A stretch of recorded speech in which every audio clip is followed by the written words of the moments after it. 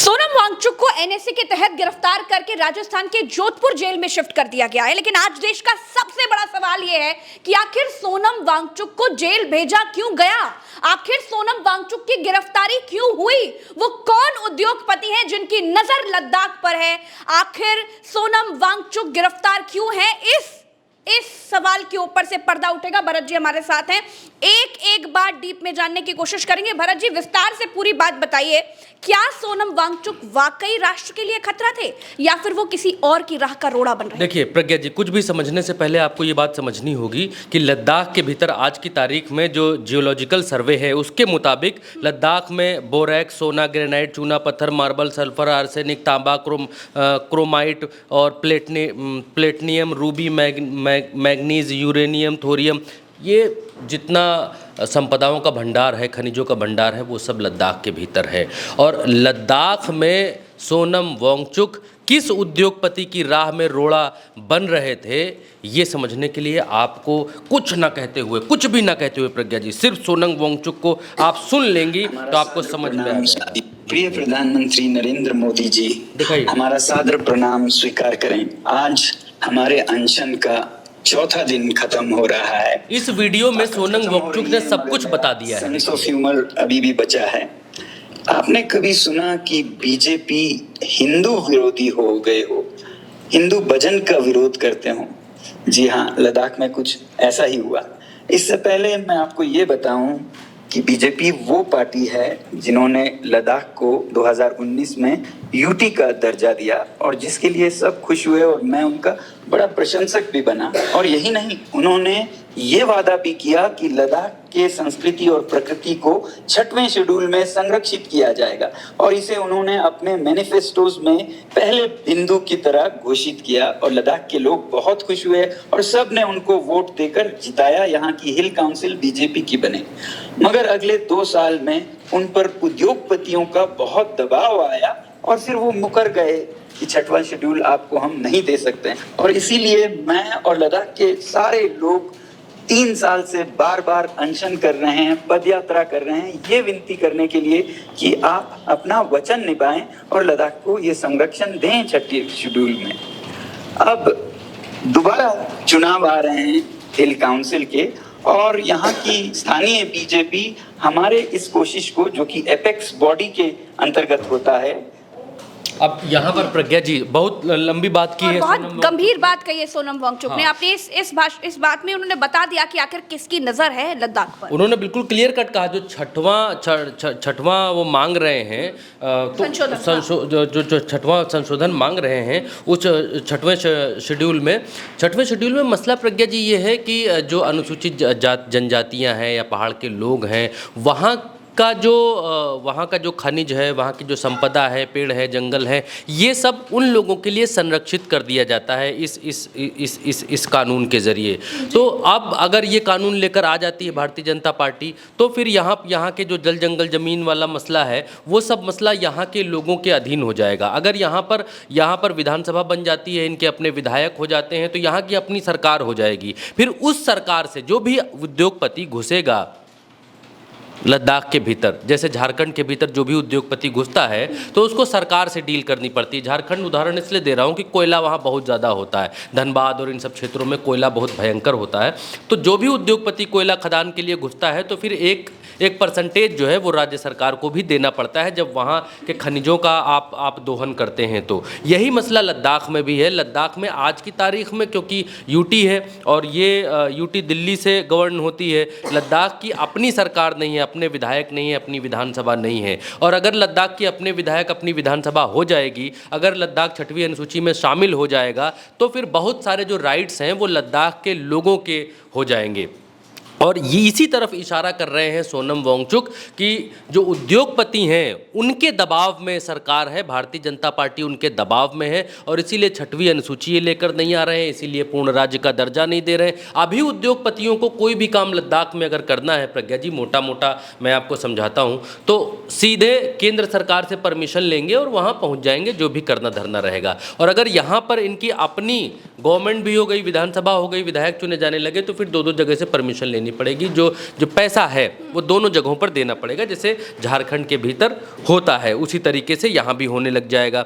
और दूसरी बात यह कि सोनम वांगचुक एक पर्यावरणविद हैं और पर्यावरण के ऊपर इससे पहले भी बहुत सारी चिंताएं जता चुके हैं। तो जो भी उद्योगपति घुसना चाहते हैं लद्दाख के भीतर, उनको ये मालूम है कि हम जो 3-5 करेंगे, जितना 3-5 हम उत्तराखंड में कर रहे हैं, जितनी चीज़ें उत्तराखंड में कर रहे हैं, चाहे वहाँ आपदा आ रही, बादल फट रहे, बाढ़ आ रही, गाँव के गाँव धंसे जा रहे हैं, धराली में कुछ हो रहा, वो सब यहाँ पर सोनम वांगचुक नहीं होने देगा।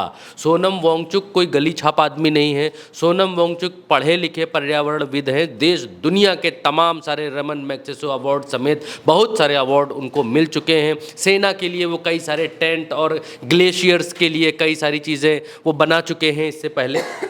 तो सोनम वांगचुक से सीधा डील करना उद्योगपतियों के लिए आसान नहीं है और यही कारण है कि सोनम वांगचुक के रहते लद्दाख के भीतर उद्योगपतियों की एंट्री बड़ी मुश्किल है वहाँ पर। और इससे पहले भी सोनम वांगचुक कई सारी चीज़ों पर बात उठा चुके हैं। उन्होंने इस बात को कहा था अभी कुछ दिन पहले ही एक इंटरव्यू में, उन्होंने कहा कि भाई उद्योगपति आते हैं, पहाड़ खोदते हैं, खोद कर चले जाते हैं। जब पहाड़ खोदते हैं ट्रक उनके रास्तों से निकलते हैं, रास्ते तोड़ देते हैं, तोड़ कर चले जाते हैं और फिर हमारे पैसे से, हमारे जनता के टैक्स से फिर सरकार उन रोड्स को ठीक कराती है। ऐसा क्यों भाई?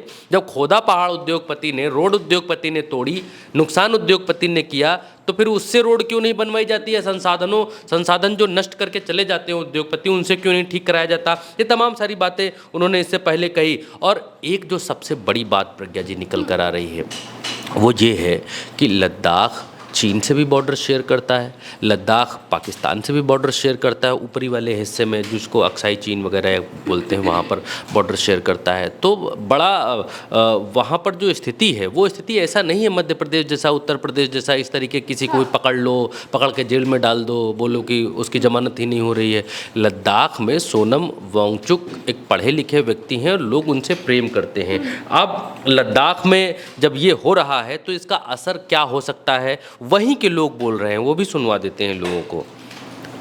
यहाँ के एक फेमस कॉमेडियन हैं जिन्होंने कहा कि जब चीन घुस आता है तो लद्दाख के लोग जान देकर रोकते हैं, मगर अब अगर भारत सरकार हमारे लिए कुछ नहीं कर रहा है तो अगली बार वो आए तो हम उनको रास्ता दिखाएंगे, हम रोकेंगे नहीं। हम जान क्यों दे जब हमारा कोई संरक्षण नहीं हो रहा है। और उसके बाद उन पर पुलिस की पूछताछ होने लगी, ये कैसे कहा है। मेरा तो ख्याल है कि दूत को मारने से, डोंट किल द मैसेंजर कहते हैं ना, सॉल्व द प्रॉब्लम।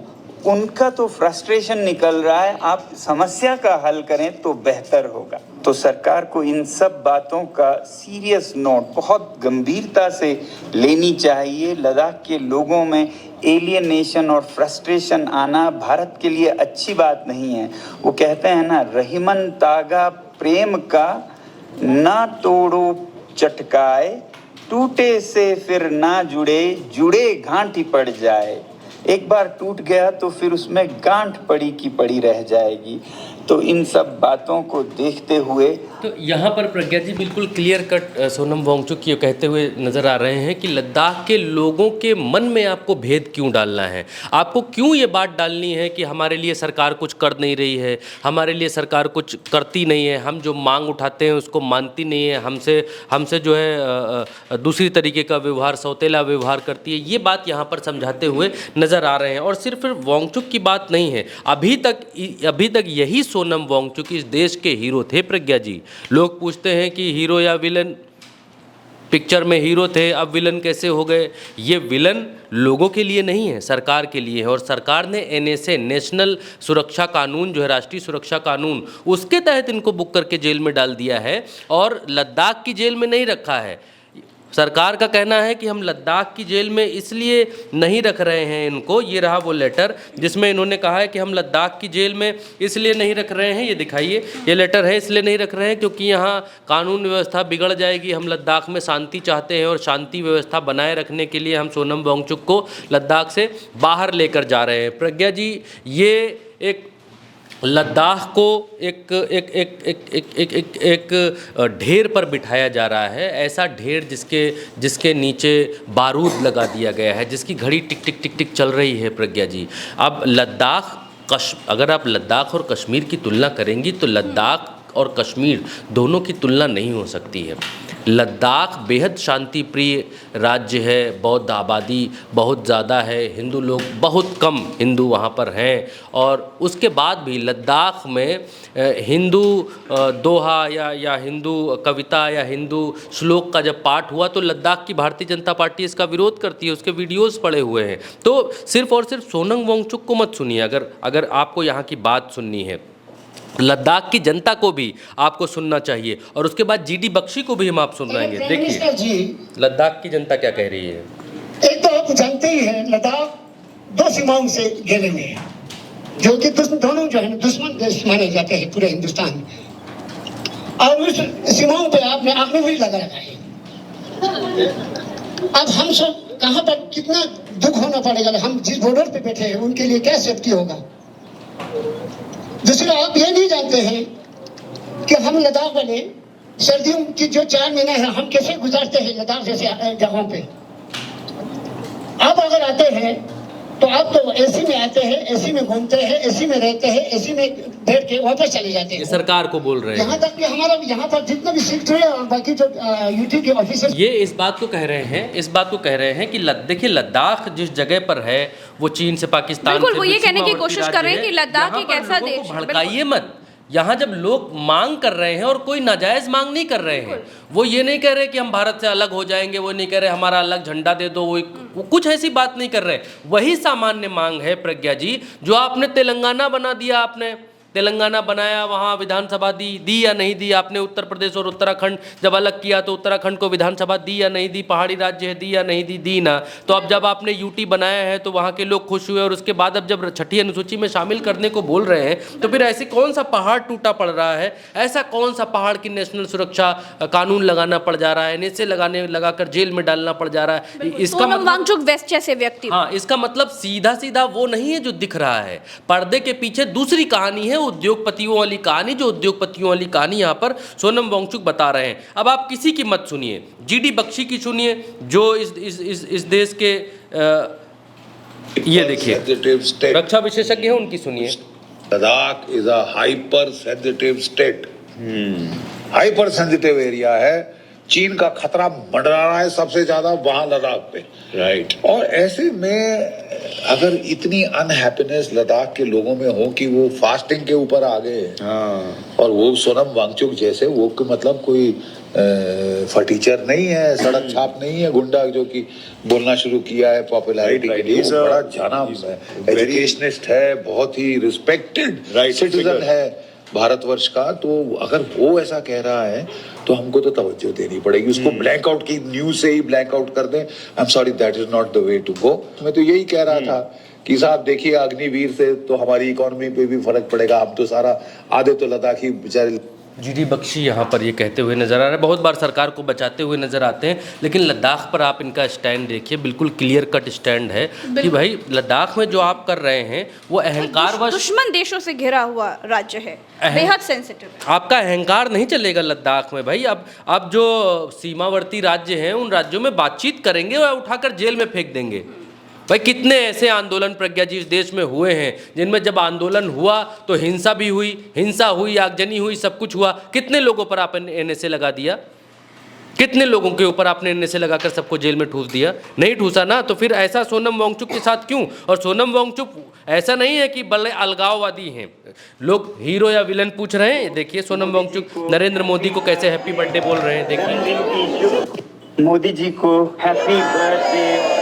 ये कोई पढ़ा लिखा ही आदमी कर सकता है, 5वीं फेल आदमी नहीं कर सकता है। हमारे अनशन का 8वां दिन है और यहाँ पर मेरे साथ 15 लोग 35 दिन के अनशन पर और 500 लोग 1 दिन के उपवास और प्रार्थना के लिए जुड़े हैं। हम सब आपको लद्दाख के पर्वतों से सफेद पवित्र खातक के साथ शुभकामनाएं भेजते हैं। मोदी जी, हमारे पास प्रार्थनाओं के सिवाय देने को आपको कोई भेंट नहीं है, मगर आप हमें एक बड़ा तोहफा दे सकते हैं आज के दिन। आपको याद होगा कि 5 साल पहले संसदीय चुनाव और फिर हिल काउंसिल के चुनाव में आपने लद्दाख के जनता से एक बड़ा वादा किया था कि आप लद्दाख को और लद्दाख के संवेदनशील पर्यावरण, जलवायु और संस्कृति को संरक्षित करेंगे संविधान के 6वें शेड्यूल में। और हमारी हमेशा उम्मीद रही है कि आप हमें अन्य नागरिकों की तरह लोकतंत्र भी देंगे स्टेटहुड के तौर पर। और अब हिल काउंसिल के अगले चुनाव भी आ गए अक्टूबर में, और हम आशा करते हैं कि आप इन वचनों को पूरा करेंगे अगले चुनाव में जाने से पहले। लद्दाख के हर नागरिक, बल्कि यहाँ के पशु पक्षी, फूल पौधे, पर्वत, नदी, ग्लेशियर्स सब आपके आभारी रहेंगे। और आपको फिर से बहुत बहुत शुभकामनाएं। और ये देखिए, ये कौन सा नेशनल सिक्योरिटी एक्ट लगा देने वाला मसला है प्रज्ञा जी? मुझे नहीं लगता कि ये ऐसा मसला है कि आंदोलन या अनशन की वजह से किसी के ऊपर नेशनल सिक्योरिटी एक्ट लगा दिया जाए। भारतीय जनता पार्टी का कार्यालय जला, 4 लोगों की मौत हुई, पुलिस की गाड़ी जली, लेकिन क्या सोनम वांगचुक ने जलाई? क्या सोनम वांगचुक देश के खिलाफ साजिश रच रहे थे? क्या सोनम वांगचुक देश के ऊपर हमला कराने की साजिश रच रहे थे? सोनम वांगचुक वो व्यक्ति हैं प्रज्ञा जी जिन्होंने चीन के सामान का विरोध सबसे पहले किया था इस देश में, कि चीनी सामान नहीं होना चाहिए, नहीं बिकना चाहिए। अब सोनम वांगचुक को उठाकर जेल में डाल दिया गया है, और सोनम वांगचुक बिल्कुल क्लियर कट कह रहे हैं कि भारतीय जनता पार्टी उद्योगपतियों के दबाव में है और उनके दबाव में छठी अनुसूची जारी नहीं कर रही है। बिल्कुल, देखिए इस देश में क्या कुछ हो रहा है। भाजपा राज में बलात्कारी बाबा राम रहीम बेल पा रहे हैं और सोनम वांगचुक जैसे व्यक्ति जेल जा रहे हैं। फिलहाल हमारे साथ इतना ही। जो कुछ इसके पीछे की कहानी थी वो हम आपको विस्तार से समझाने की कोशिश कर रहे थे। आशा करते हैं कि आपको वो सारी चीज़ें बड़े आराम से समझ में आ गई होंगी। हम फिर मिलेंगे आपसे। चैनल को सब्सक्राइब कीजिएगा, वीडियो को शेयर कीजिएगा और अपनी राय हमें कमेंट में बताइएगा। नमस्कार, जय हिंद।